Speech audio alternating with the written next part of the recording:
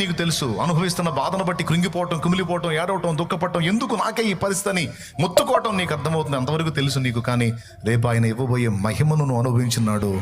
ఆనాడు నీకు అర్థమైంది, అబ్బా ఇది గుర్తించలేదు దేవా, నేను అనుకోలేదు దేవా,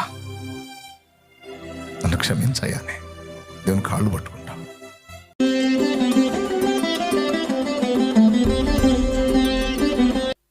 మీ ముందు నిలిచిన షాలేమురాజు అనే నేను మీ కంటికి ఇప్పుడు ఒక అదృష్టవంతుడిలాగా, ధన్యజీవిలాగా, ధన్యచరితుడిలాగా కనపడతాను.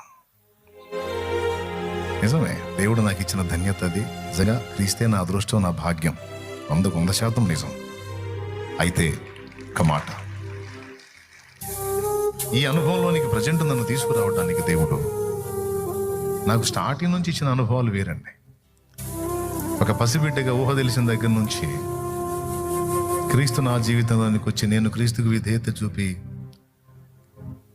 రక్షణానుభవంలోనికి రావటం, మారు మనసు పొందటం, బాప్తిస్మం పొందటం, పరిశుద్ధాత్మను పొందటం, దైవ సేవకు రావటం, సేవకు వచ్చిన తర్వాత సేవలో అనేక రకాల ప్రయాణాలు ఇప్పటికి కూడా ఎదుర్కొంటానే ఉన్నా. ఇప్పటికి కూడా దాడులు జరుగుతూనే ఉన్నాయి నా మీద ఎన్నో రకాలుగా. అయినా సరే ఒక ధన్య చరితం నా బ్రతుకుని చేశాడు నా యేసు. అయితే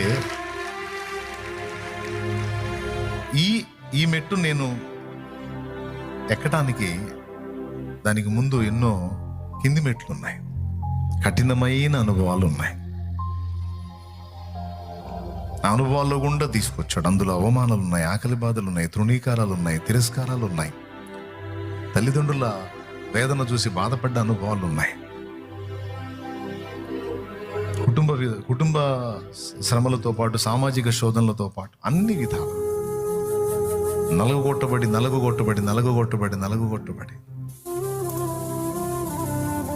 నలిగిన మల్లె పరిమళం వెదజల్లినట్టు ఈ పరిమళం ఇంత మాత్రం వెదజల్లబట్టడానికి ఒక రేంజ్లో నలగగొట్టబట్టం అనే అనుభవం నేను ఎరుగున్నాను.